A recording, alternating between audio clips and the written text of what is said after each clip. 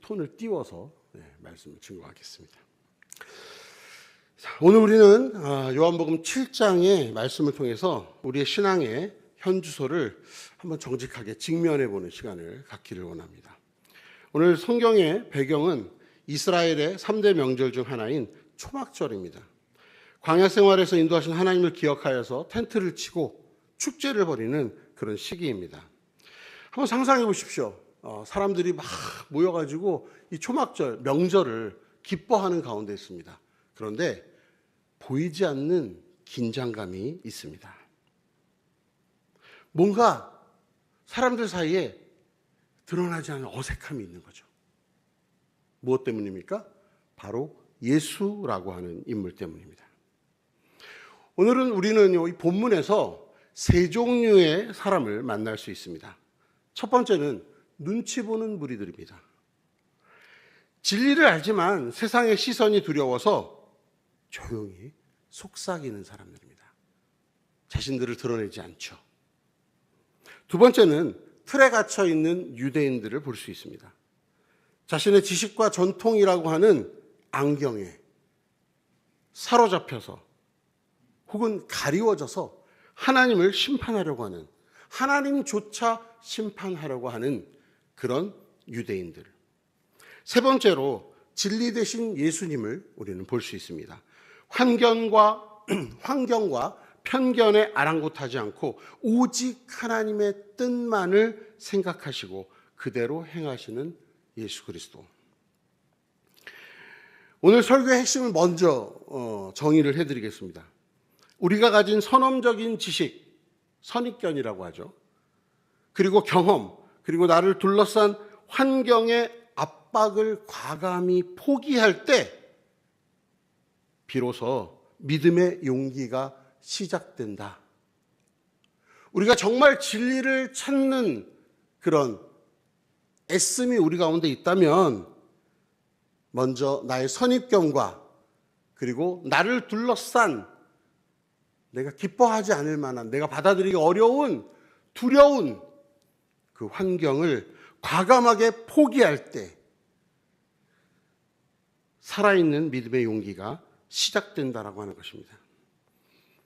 오늘 이 말씀을 통해서 저와 여러분들이 머뭇거리는 신앙에서 실제로 행하고 실제로 움직이는 용기의 믿음으로 나아가는 오늘 이 시간 되기를 바랍니다. 본문 11절에서 13절을 보면 명절에 모인 사람들이 예수를 찾으며 수군거리기 시작합니다. 야, 그 사람 왔어? 그 어디 있어? 그 예수라는 사람 말이야? 그 사람 말이야. 별로 좋은 사람 같지가 않아. 무슨 소리야? 내가 그 사람이 하신 말씀을 들었단 말이야. 그래도 그 사람 우리를 미혹하는 거 아니야? 하지만 이들의 이 수군거림의 결론은 13절에서 이렇게 표현합니다. 그러나 유대인들을 두려워함으로 드러나게 그에 대해서 말하는 자가 없더라. 이 사람들은 왜 수군거릴까요? 확신이 없기 때문일까요? 하지만 그들은 이미 예수 그리스도의 기적을 보았고 예수 그리스도의 말씀을 들었고 그가 자신들을 위해서 이 땅 가운데서 일하고 계신다는 사실을 확인할 수 있었습니다. 그분의 말씀에서 권위를 느꼈습니다. 하지만 그들은 여전히 수군거리고 있었습니다. 왜요? 그들에게는 진리보다 공동체에서의 생존이 더 중요했기 때문입니다. 당시 유대사회에서 예수 그리스도의 편을 든다는 것은 출교, 유대교에서 배척당하는 거죠. 곧 사회적인 죽음을 의미하기 때문에 그렇습니다. 오늘 우리의 모습은 어떻습니까? 이거 사실은 이 목사가 모든 말씀을 설교하는 걸 다 즐거워하거나 당연시 여기는 줄 생각하시겠지만 목사가 제일 신날 때가 언제인 줄 아십니까? 설교하기 싫은 걸 설교할 때입니다. 오늘 본문이 사실은 좀 설교하기 싫은 부분들이 좀 있습니다. 목사인데, 목사니까. 이유가 뭐냐면 목사로서 살아가는 삶이라고 하는 것이 여러분들이 생각하시는 것처럼 되게 단순하지는 않거든요. 복잡합니다. 물론 여러분들의 삶도 복잡하실 겁니다. 오늘 그 얘기를 좀 하려고 하는 겁니다. 실제적인 우리의 삶 속에서 내가 살아가는 내 삶에서 나는 그리스도인의 모습을 가지고 살아가고 있는가? 중고등학생들이랑 이제 대화를 하면서 설교를 하다 보면 아이들한테 믿음을 드러내라 라는 말을 아주 단순하게 이렇게 요구합니다. 너 학교에서 친구들 많은 데서 점심시간에 식판 갖다 놓고 기도하면서 밥을 먹고 있어? 이렇게 슬쩍 눈치 보면서 야, 너 교회 다녀? 야, 교회 다니는 애가 왜 맨날 이렇게 입에 욕을 달고 살아? 무슨 말입니까? 우리가 살아가는 삶의 현장에서 그리스도인임이 드러났을 때 부끄럽지 않은 삶을 살고 있는 사람이 과연 몇이나 될까요? 우리의 삶이 실제적인 믿음의 고백이 되지 않으면 우리는요, 수군거리는 자처럼 살아가고 있는 겁니다.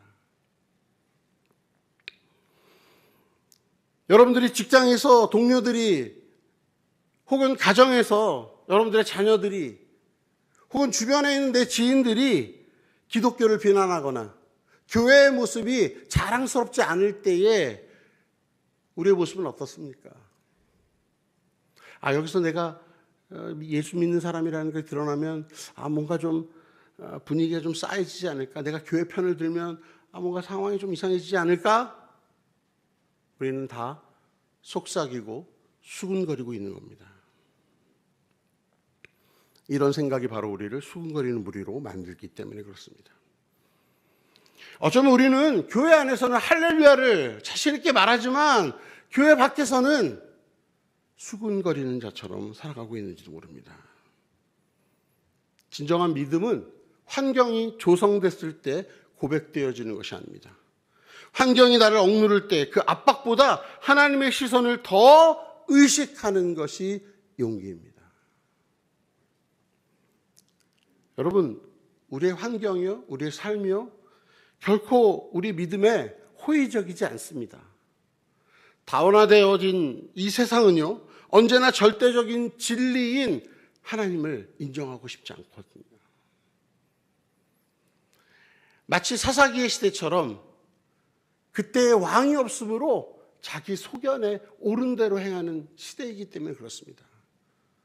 각자 자기의 잣대로 판단하려고 하죠. 우리는 우리의 잣대로 판단하고 우리의 잣대로 사는 것이 아니지 않습니까? 우리는 누구의 잣대를? 하나님의 잣대로, 하나님의 방식으로 살기를 추구해야 되기 때문에 그렇습니다. 본문을 통해서 우리는요, 유대인들의 이중성, 그들이 갖고 있는 선입견이라고 하는 과목을 볼 수 있습니다. 명절 중간쯤 예수께서 성전에서 가르치기를 시작하십니다. 그러자 유대인들이 놀라서 묻습니다. 아니, 이 사람 배우지 않은 사람인데 어떻게 글을 알지? 유대인들의 비극이 여기에서 시작합니다. 그들은요, 예수님의 가르침, 그 내용을 보는 것이 아니라 그가 어떤 사람인지에 대한 배경에 관심이 있었다라고 하는 겁니다. 그들의 머릿속에는요, 랍비 교육을 받지 않는 자가 어떻게 성경을 가르치고 어떻게 진리를 말할 수 있는가라고 하는 선입견이 가득 차 있었습니다. 이것이 무서운 이유가 자신이 가진 얄팍한 경험과 지식을 절대 기준으로 삼아서 하나님마저도 그 틀 안에 넣고 가두어 버릴 수 있기 때문에 그렇습니다. 안식일 논쟁을 보면 우리가 그 모습을 알 수 있죠. 너희가 모세의 율법을 지키려고 안식일에 아이에게 할례도 행하지 않느냐. 그런데 내가 안식일에 한 사람의 몸을 온전케 고쳐준 것이 왜 분노할 일이냐. 여러분, 이 안식일에 사람을 고치신 것은 우리가 너무나 잘 알고 있는 베데스다 연못에서 벌어진 사건 때문입니다. 안식일에 병자를 고쳐주셨습니다. 그것이 유대인들이 받아들일 수 없는, 그들의 선입견에서는 도저히 용납할 수 없는 일이기 때문에 그렇습니다. 유대인들은요, 말로는 법을 지킨다고 생각했지만 그들은요, 자신들의 해석을 지키고 있었기 때문에 그렇습니다. 할례는 안식일에 해도 되지만 병 고치는 자비는 안식일에 안 된다라고 하는 이상하고 해괴한 논리를 그들은 갖고 있었다는 겁니다. 바로 사람의 생명보다 형식이 우선시되는 죽은 신앙의 태도에서 비롯된 것입니다. 저는 이걸 경력자의 오류라고 봅니다. 신앙생활을 오래 한 분일수록 이 위험에 빠지기 쉽죠. 그래도 우리 새벽기도 정도 나왔으면 그래도 신앙생활의 기본들을 충실히 가지시면서 오랜 시간 신앙의 패턴을 갖고 계신 분들 아니겠습니까? 자꾸 우리 이렇게 얘기하게 되는 거죠. 내가 30년 믿어봐서 아는데 저렇게 하면 안 돼. 우리 교회 전통에 저런 게 어딨어. 우리 교회에서는 저러면 안 돼. 저러면 안 돼.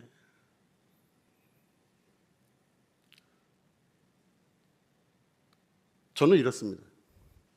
논란이 있으면 이렇게 얘기하죠. 제가 목사거든요. 어쩌면 우리가 가지고 있는 경험과 우리가 가지고 있는 지식과 우리가 가지고 있는 판단의 근거를 통해서 하나님조차도 우리의 틀 안에 넣으려고 우리의 교만 안에 빠져 있는 것이 아닐지 생각해 봅니다. 이런 말들이 하나님의 새로운 일을 막아서는 유대인의 장벽이 될 수 있습니다. 내 경험이 진리를 판단하는 잣대가 되어지는 순간 우리는 성령의 역사 앞에 눈먼 자가 될 수밖에 없습니다. 믿음은 내가 아는 것을 확인하는 과정이 아니라 내가 아는 것을 내려놓고 하나님의 일과 하나님의 역사와 하나님께서 일하시는 그 방식 앞에 우리를 맡기는 모험이 바로 믿음이기 때문에 그렇습니다. 예수님은 마지막으로 이렇게 명령하십니다. 과감하게 좀 포기 좀 해라. 뭐예요? 외모로 판단하지 말고 공의롭게 판단하라. 여기에서 공의롭게 판단하라는 말은 하나님의 관점으로 다시 보라, 이런 뜻입니다. 우리의 기준으로, 너희들의 경험으로, 너희들의 선입견으로 볼 것이 아니라 하나님의 기준으로 보아라.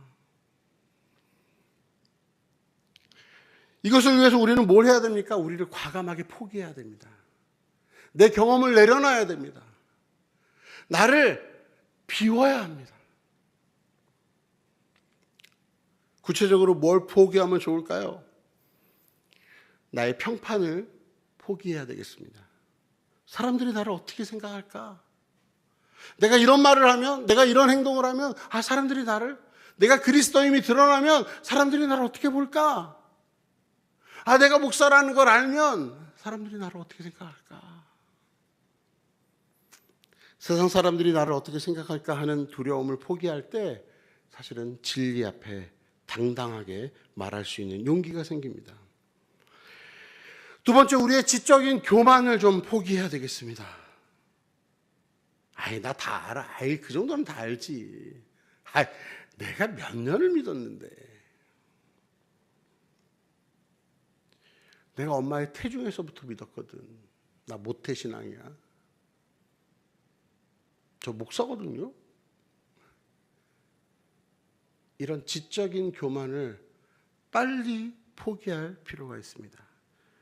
내가 다 안다라고 하는 이 생각을 내려놓을 때 하나님의 세밀한 음성을 우리는 듣게 될 것이라고 기대합니다. 세 번째, 나의 안락함을 포기할 수 있어야 됩니다. 환경의 변화를 거부하고 익숙한 곳에 머물려고 하는 타성을 버려야 됩니다. 우리는 새로운 것들에 대한 기대감을 가질 필요가 있습니다. 왜요? 하나님은 새롭게 하는 분이시기 때문에 그렇습니다. 우리가 상상했던 광야에 물이 흐르게 하시고, 어떻게 사자와 어린 양이 함께 뛰어놀 수 있어? 하나님은 그렇게 하시는 분이라는 겁니다. 베드로라고 하는 인물을 아시죠? 베드로가 밤새도록 그물질을 했습니다. 너무 신기한 고기를 한 마리도 못 잡았어요. 도대체 뭔 일이야 싶을 때 예수께서 말씀하시죠. 깊은 데로 가서 그물을 던져라. 베드로는요, 평생을 그물을 만진 전문가였습니다. 그런데 그가 물고기를 한 마리도 못 잡았다는 것도 신기하지만 깊은 데로 가서 그물을 던져라 라고 하는 보도 못한 어떤 목수가, 요셉의 아들이었던, 목수 요셉의 아들이었던 그 목수 예수가 갑자기 나한테 훈수를 두는 거예요. 깊은 데로 가서 그물을 던져라. 예수님의 말씀은 그의 선언적인 경험으로는 말도 안 되는 일입니다. 하지만 베드로는 자신의 경험을 포기하고 말씀을 의지하여 그물을 던졌습니다. 그것이 용기였고 그것이 바로 기적을 만들어내는 일이었습니다. 가끔 이제 피트니스 센터 이런데 이제 헬스클럽이죠. 그런데 가면은 옆에서 이제 코치가 이렇게 코치를 받는 사람들을 봅니다. 그 코치들이 계속해서 제일 많이 하는 말이 뭔지 아세요? 자, 한 번만 더, 한 번만 더, 한 번만 더. 그래서 한 번 더 하면 또, 한 번만 더, 한 번만 더. 옆에서 막 쥐어짜면서 한 번만 더. 왜요? 이 근육이라고 하는 녀석이 말이죠. 한 번 더 하는 안 되는 상황에서 한 번 더 하는 그때 근육의 파열이 일어나면서 사실은 근육이 상처가 나는 거랍니다. 그러면서 더 단단한 근육으로 만들어진다는 거죠. 그래서 뭔가를 무거운 거를 10번 들고 더 이상 11번을 들지 못하는 그 순간에 11번을 가까스로 들었을 때 더 튼튼한 근육이 만들어진다라고 하는 겁니다. 믿음의 용기도 마찬가지라고 생각합니다. 나를 비난하는 환경, 나를 옥죄는 선입견, 이 모든 것들을 믿음으로 밀어내고 다시 한 번 더 그 앞에 나아가려 노력하고 몸부림칠 때 우리의 영적인 근육이 강해질 것입니다. 유대인들의 비난이 두려워서 숨어있던 제자들이 나중에 성령을 받고 그들이 어떻게 변했습니까? 성전 앞에 당당히 서게 되었고 세상이 그들을 감당하지 못하는 그런 믿음을 갖고 있었던 자들이 된 것처럼 끝까지 믿음을 포기하지 않고 다시 또 하나님의 말씀 앞에 나아가는 지혜가 우리 가운데 필요하다라고 생각합니다. 말씀을 읽겠습니다. 오늘 본문 속의 무리는 환경 때문에 머물렀고 유대인들은 자신들의 지식 때문에 예수님을 거부했습니다. 이 둘 다 뭡니까? 자기 자신이라고 하는 판단의 근거 속에 갇혀 있었습니다. 하지만 예수께서 이렇게 말씀하십니다. 내 교훈은 내 것이 아니요 나를 보내신 이의 것이니라.